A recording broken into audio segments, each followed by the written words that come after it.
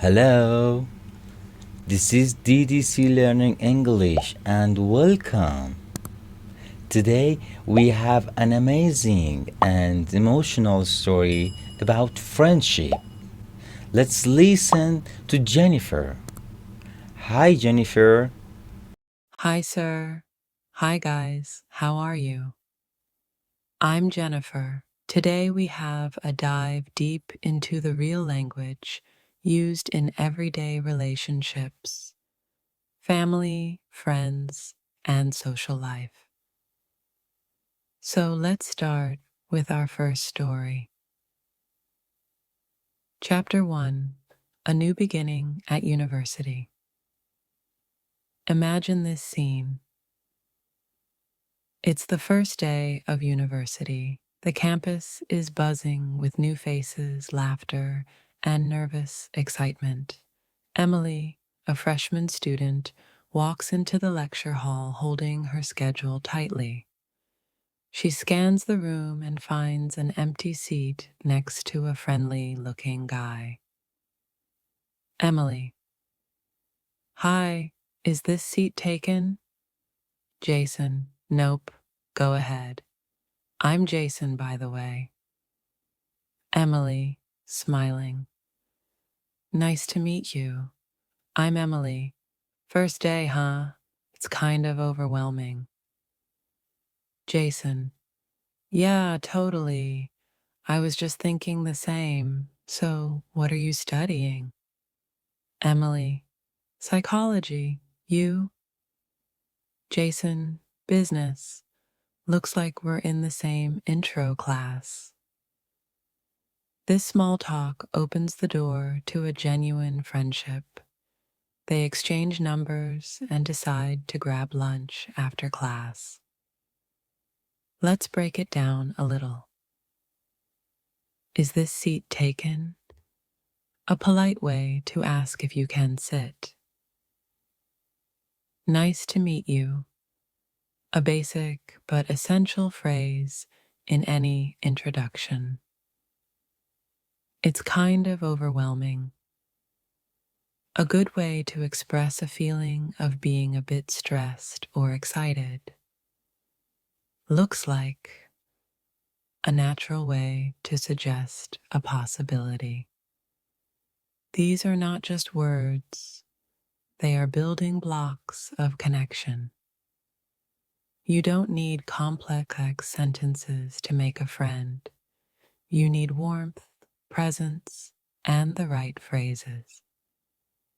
Here's a quick question for you. What's the first thing you would say to someone sitting next to you on your first day? And another one: how would you describe your first impression of someone you just met? Chapter 2: From Classmates to Close Friends. After several weeks of sitting next to each other in class, Emily and Jason started to feel more comfortable around each other. Their conversations moved from small talk to more personal topics, and one afternoon, they decided to grab a coffee together after a long lecture. Jason, stretching his arms: That class was intense. I could barely keep my eyes open by the end. Emily, laughing softly: I know, right? I think Professor Harris doesn't realize we're only human. Jason, smiling: Maybe he's trying to prepare us for real life. But still, we deserve a break. They found a quiet corner at a small cafe near campus. It was rainy outside, but the warm atmosphere inside made everything feel calm and cozy. Emily: I don't usually open up to people this quickly, but with you, it's easy. Jason, nodding sincerely. Yeah, it's rare to find someone who actually listens, you know. Emily, totally. Most people just wait for their turn to talk.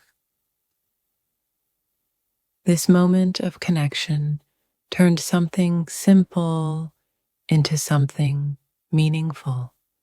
They started meeting more often, studying together, walking around campus, or just talking about life. It was more than just friendship, it was a sense of understanding. One day, as they sat by the library steps, watching people pass by, Emily asked, Emily, what do you think makes a real friend?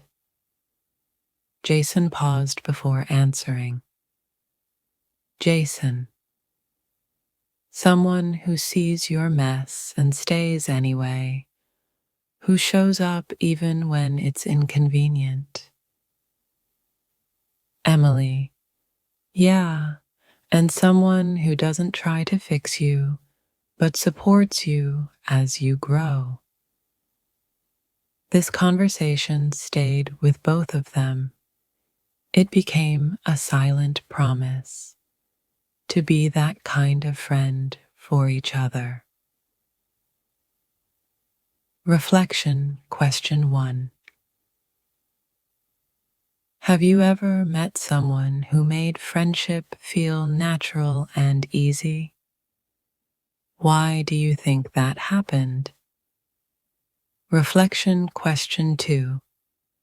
What do you think makes a friendship meaningful? Chapter 3. When life gets heavy, it had been a few months since Emily and Jason became close friends.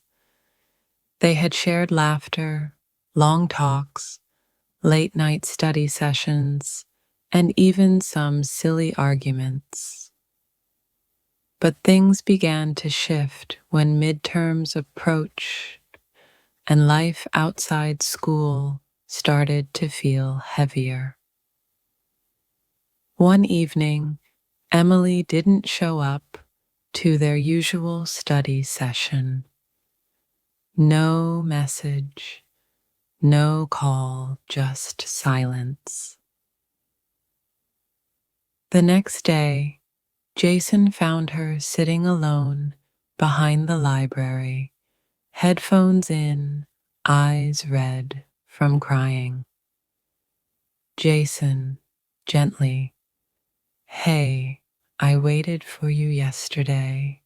Everything okay? Emily, pulling out one earbud. Sorry, I didn't mean to just disappear.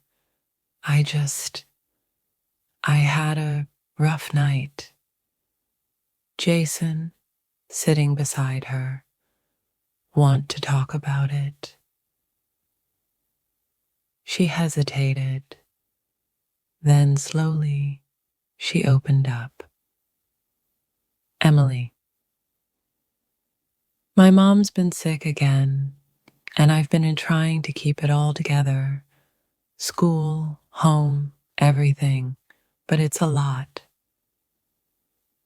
Jason, I'm sorry, Emily.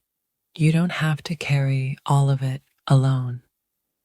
I'm here, okay? That simple sentence, I'm here, hit different. Sometimes we forget how powerful those two words can be. Emily nodded, wiping her eyes. Emily, thank you. I guess I just needed someone to remind me I'm not alone. The silence between them wasn't awkward. It was comforting. The kind of silence that says, I understand you even without words. As days passed, Jason supported her in small ways, bringing her coffee, sharing notes, or simply checking in with, how's your heart today? Their bond wasn't just about laughter anymore. It had grown deeper, rooted in care, empathy, and being there through hard times. Reflection, question 1. Have you ever had to support a friend during a difficult time? What did you do? Reflection, question 2. Why do you think small actions, like listening or showing up, are so important in close relationships? Chapter 4. Misunderstood words. 2 weeks had passed. Things seemed back to normal. Emily was more present, smiling more often, and Jason felt proud that he had been there for her. But even strong friendships face moments of confusion. It was a sunny afternoon when Emily saw Jason laughing and walking with Sarah, a girl from their literature class. They seemed close, closer than Emily expected. Later that day, Jason texted her, "You up for coffee after class?" Emily didn't reply. The next day, she barely looked at him during their group discussion. Jason felt something was off. Jason, after class, catching up to her. "Hey, did I do something wrong?" Emily, avoiding eye contact. "Why would you think that?" Jason. "You've been quiet, distant. If I said something..." Emily, cutting in. "It's nothing. Maybe I just need space." That word, space, hit Jason hard. He had heard it before, and it usually meant something was breaking. He wanted to fix things, but he knew pushing too hard could make it worse. A few days later, Emily sent him a voice message. "Hey, I think I was unfair. I guess I felt jealous, which is stupid because you're free to talk to anyone. But I didn't expect to feel that way. I'm sorry." Jason smiled when he heard it. He replied, "Thank you for being honest. It's not stupid, it's human, and it means you care. I care too." Friendships are fragile sometimes, not because they're weak, but because they matter so much. Misunderstandings happen, but when there's honesty and trust, even broken moments can be healed. Reflection, question 1. Have you ever misread someone's behavior and assumed the worst? What happened? Reflection, question 2. Why do you think expressing emotions honestly helps relationships grow stronger? Chapter 5. Quiet Realizations. The campus was quieter than usual. Midterm season had arrived. Everyone was buried in books and coffee. Jason and Emily hadn't talked much since their last exchange, not out of anger, but from mutual need to focus. Still, something had shifted. One afternoon, they found themselves in the library by coincidence. Jason was reviewing his notes, and Emily was flipping through flashcards. They looked up at the same time. Jason, whispering, "Need a study partner?" Emily smiled. "Only if you quiz me on biology. I'm struggling with the vocabulary." As they reviewed terms like metabolism, organism, and respiration, the tension from earlier seemed to melt. Their rhythm was natural again, maybe even better than before. When they took a break outside, Emily spoke first. "Emily, you know, I used to think asking for help was a sign of weakness." "Jason, same, but it's actually a sign that we're growing." They both laughed. Growth, it was the right word. Later that week, Emily invited Jason to a weekend study retreat organized by the university. A small group, a quiet cabin, and no Wi-Fi. Jason hesitated. "No internet? That's brutal." Emily, grinning. "It's called focus." The retreat was a turning point. Without distractions, they talked more deeply about their families, fears, even their future goals. Emily wanted to become a psychologist. Jason dreamed of writing fiction. By the fireplace, she told him, "Sometimes I feel like I'm not enough, like I'm always pretending to have it all together." Jason replied quietly, "You don't have to pretend with me. I've seen your messy days, and I still admire you." That night, neither of them slept much, not because of anxiety, but because the conversation had been so real, so grounding. Reflection question 1: why do you think being vulnerable in conversations can strengthen a connection? Reflection question 2: what's one way you've grown through a friendship, emotionally or mentally? Chapter 6: When silence speaks. After the retreat, something was undeniably different. Jason and Emily were closer now, not in an obvious or dramatic way, but in the quiet comfort of knowing they could rely on each other. Their conversations became more personal, their silences more meaningful.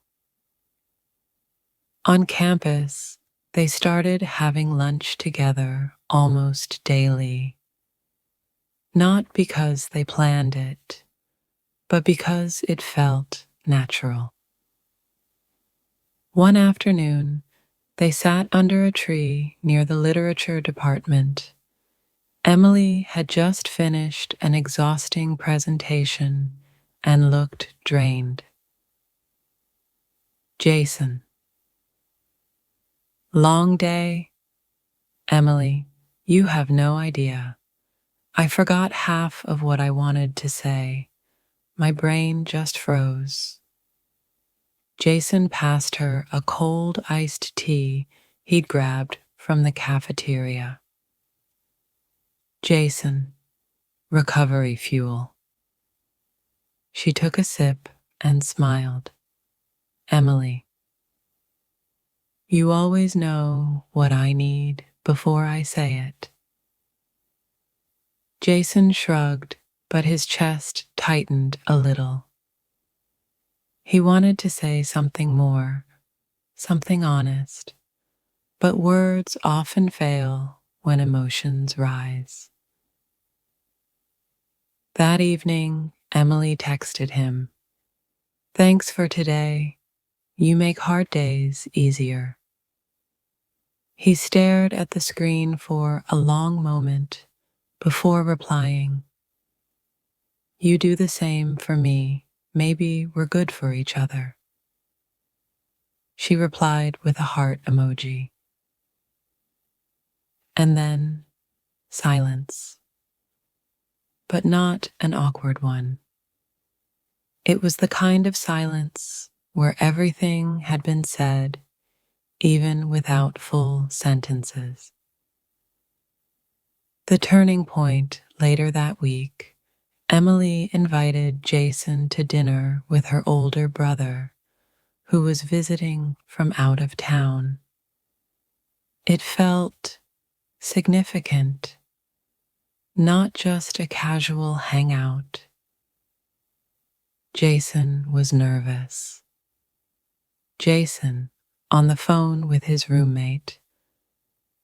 What if her brother doesn't like me? Roommate, then you charm him like you always do. The dinner was warm, casual, but full of subtext. Emily's brother was friendly but observant. He asked questions, listened carefully. At the end of the night, as Jason was putting on his jacket, her brother smiled and said, "She talks about you a lot. In a good way. Just don't hurt her." Jason nodded, heart pounding. "I won't. I couldn't." Reflection question 1. When emotions get stronger, why do simple words become harder to say? Reflection question 2. Have you ever felt a connection grow stronger through actions more than words? Chapter 7. Confessions and Questions. It had been a few weeks since the dinner with Emily's brother. Jason and Emily were spending more time together, studying, walking around campus, even sharing playlists. Their connection had deepened quietly. But something was bubbling under the surface. Jason knew he liked her more than a friend, and he had a feeling she felt the same. But neither of them had said anything. One evening, they were walking along the river near campus. The sky was turning orange and pink, and the city lights were beginning to glow. They talked about classes, music, family, and then the conversation paused. Jason stopped walking. He turned to her. "Can I ask you something?" Emily looked at him curiously. "Of course." He hesitated, then smiled awkwardly. "Why haven't either of us said what we're both thinking?" She blinked, then laughed nervously.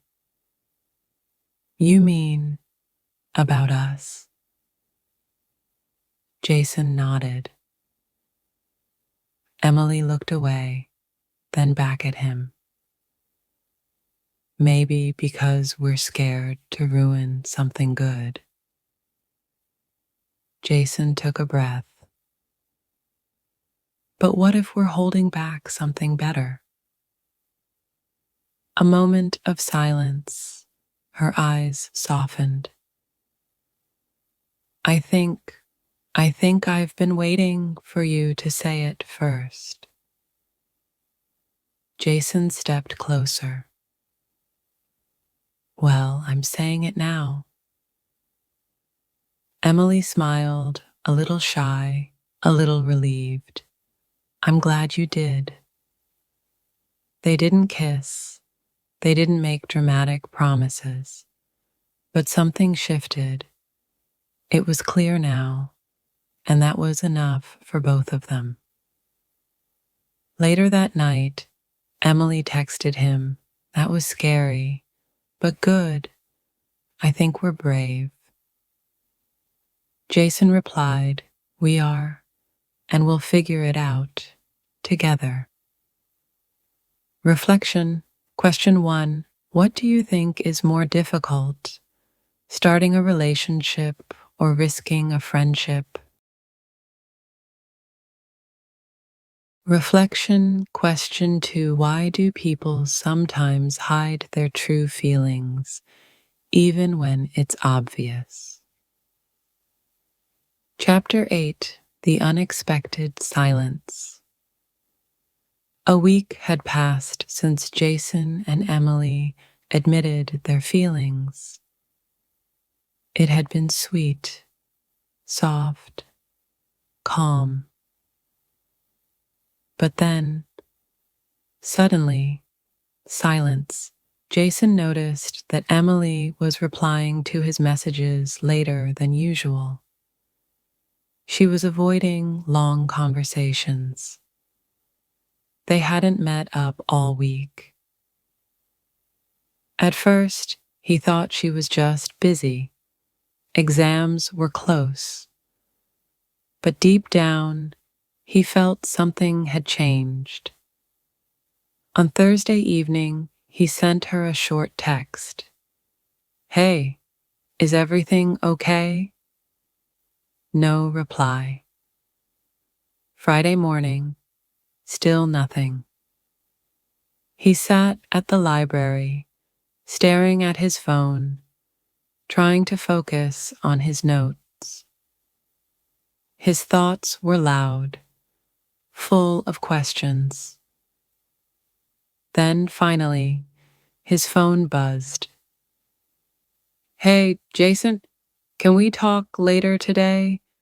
I just need to explain some things. Jason's stomach dropped. He typed back quickly. Of course, whenever you're ready. They met in the university garden, under the big oak tree where they used to sit between classes. Emily looked tired, not physically, emotionally. Jason didn't speak first. He waited. She took a deep breath. I'm sorry I disappeared. I've been confused. Not about you, but about myself. Jason nodded slowly, saying nothing yet. Emily continued. I'm scared, Jason. We just started this, and I already feel like I could fall hard. That's not something I've let myself do in a long time. Jason finally responded. I get it, really, but don't disappear when it gets scary. Talk to me. That's how we grow. That's how we build something real. Emily looked at him with watery eyes. You're right. I'm sorry.